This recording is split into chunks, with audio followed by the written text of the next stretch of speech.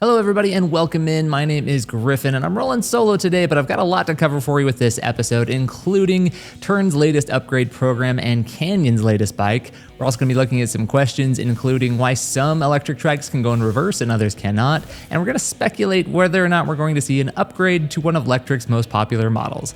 All that and more in this episode of the Weekly Recharge.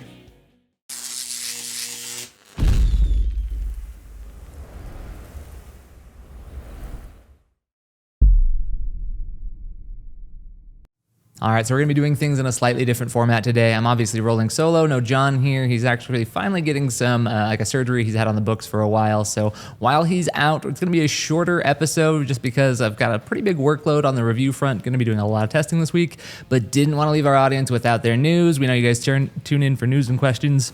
So I am here to deliver. So jumping straight into it, this week Tern has announced that it is teaming up with Upway to offer an e-bike trade-in program. So this is really interesting. There's a lot of interest around programs like this. A report from the article at Bicycle Retailer says, the program makes upgrading to a Tern easier than ever, said Steve Boyd, who is Tern's North American general manager. Partnering with Upway allows us to offer a simple, streamlined trade-in process through our dealer network, making it faster and more convenient for riders to find the right Tern for their needs. This is obviously an interesting program, and I think it's actually a pretty good thing. There are a lot of people out there who may have gotten an e-bike 4 or 5 years ago looking to make an upgrade now. This is a nice and convenient way to do it when you are working through brands like Upway. There's also been the Pros Closet, some other outlets that work in kind of this, like refurbished market where you can sell them your bike. Now, typically speaking, you can get a little bit more money if you're willing to sell privately, but there's obviously different headaches associated with that. You have to be willing to sell it yourself, find the right thing, spend some time there. But this is just a very easy way to kind of upgrade, especially if you've been riding a Tern before and you like the brand, like what they are offering on current models. This will just streamline the process, making it really easy to get into a new one. So kind of interesting to see. It always makes me wonder, are other brands going to hop on this trend? Again, I think in the last 4 or 5 years, e-bikes have come leaps and bounds, and things that used to be a luxury 2 or 3 years ago are now kind of commonplace or standard things on today's bikes. Will be interesting to see if other brands sort of try to adopt some sort of trade-in upgrade model. In other headlines, the fire department of New York responded to a fire at an illegal battery repair business. So at this location, some 100 different lithium-ion batteries in various states of disassembly were found. Fortunately, no injuries were reported alongside with this fire, and the person who owned the business has received a summons from the Bureau of Fire Prevention. So honestly, I just wanted to highlight this story as a reminder. When it comes to batteries, these things are actually pretty safe technology. The fail rate on them is very, very low. However, when you're cracking them open and doing things with them, that is when it is definitely a little bit more dangerous. Now, while it might be nice to find a place that's perhaps offering cheaper battery repair or something like that, if you have an older battery that's losing some of its charge, just remember it's usually not worth the risk. There's a reason you want to go through the proper channels. You start first by contacting the brand of bike that you have, seeing what they can do on the battery front, or you can even sometimes reach out to verified and credible third-party sources that deals in batteries. But don't just go with the easiest, cheapest thing, because catastrophes can happen as a result. And then in our last bit of news, Canyon has a new e-bike out. This is called the Citylite On. So this is not available in the United States. It is currently over in Europe and going for 2,999 euros. But it's a very promising looking city style bike.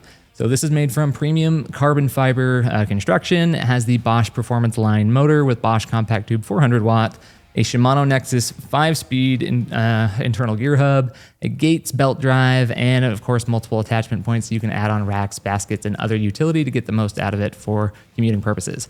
Really have been very impressed with Canyon models in the past. They're considered one of the more affordable DTC focused brands. So you can get a nice carbon frame at just around $3,000. Seems pretty promising. So we would love to get the chance to check this one out down the road, but let me know as well what you think about it down in the comments. But that's going to do it for this week's news.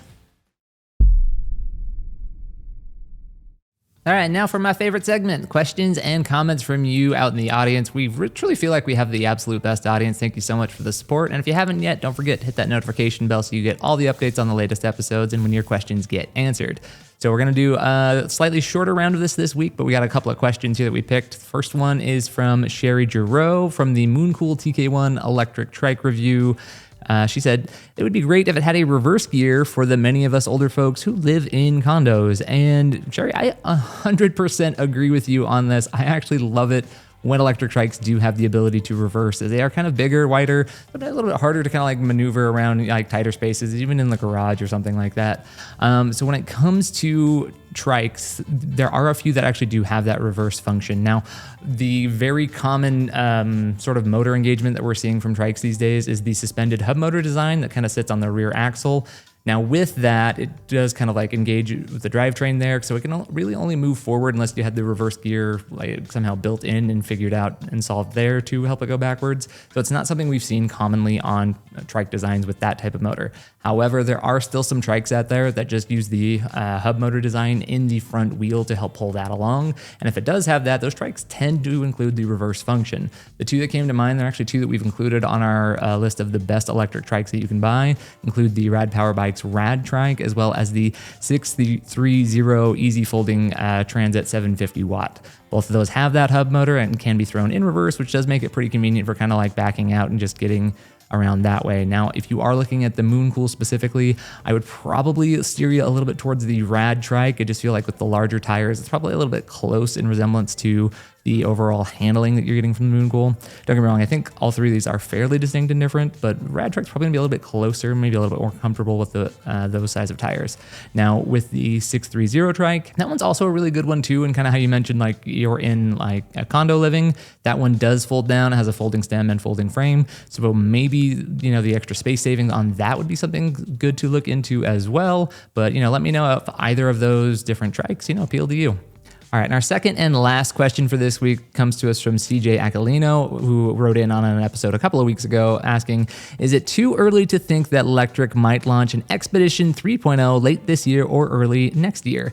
So good question, and I do not pretend to know anything, so I'm just going to do some healthy speculation with you. No insider info on this one. I don't expect to see an upgrade to that bike anytime soon. Reason being, between that one and the Lectric X Peak, it actually kind of helped kickstart this most recent wave of updates to electric bikes that we've been noticing. They got better frames, they upgrade a lot of the componentry and stuff like that, and it really kind of helped start with the Xpedition 2.0, and it's still a fairly fresh and recent upgrade. Now, with that, again, speculation here, I could potentially see Lectric doing some sort of like half upgrade, like an unofficial Xpedition 2.5, if you will.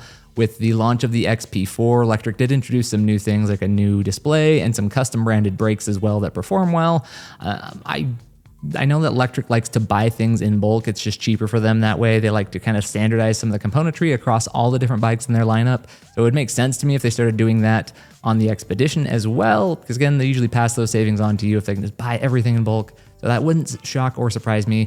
But all of that having been said, even if a 3.0 model does come out in a year or so, and typically, yes, models improve over time, I don't think I would hold out for it because in my book, I think the Lectric Xpedition 2.0 is maybe the greatest value in all of e-bikes. I've said that before and I'll say it again just because I'm very impressed with all the utility that you get and the overall ride that the Xpedition has for such little money compared to some of the other cargo bikes out there.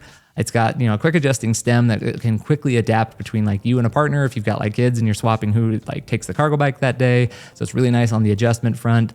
Again, the frame got upgraded. It looks sharp. It has a really high cargo carrying capacity as well. You can hold up to 2 kids, like 2 different child seats, or just tons and tons of gear. I'm really impressed with the power. It's one of our fastest hill climbers to date. And then, of course, the range is a big selling point. The standard model goes, it's a single battery unit. I believe it's like $1,400. And then you can upgrade to a dual battery one and then a higher capacity dual battery one as well for just around $2,000. Now, it's no promise, but often Lectric is including some accessories when you go to that highest tier model. So you might be able to get for $2,000 the longest range cargo bike out there with maybe some like accessories for helping carry kids. So it comes kind of like lock, stock, and barrel with everything you need for $2,000, which is less than most cargo bikes even start at before you add on a second battery if it can, or before you add on accessories. So again, to me, it's just one of the best values in all of e-bikes, and I wouldn't necessarily hold out for the 3.0. That's going to do it for the questions today, but don't forget, you can always write us in at questions@electricbikereport.com, or just leave us a comment on anything on our website or on YouTube. We love diving into those questions and comments, and hopefully we'll be jumping into yours next week. Thank you so much for watching this week's episode. Hopefully the shorter one was still something to get you through the week. We didn't want to leave you hanging. We're trying to deliver an episode for you each and every week. So again, thank you so much for watching and following along. As a friendly reminder, if you don't have time for the video or you want to get the audio only version, we are available on all major podcasting platforms. Please give us a follow there and a comment as well. 5-star reviews also greatly appreciated to help spread the word about the show that we have going on here. That's going to do it for all of us here at Electric Bike Report. This has been the Weekly Recharge.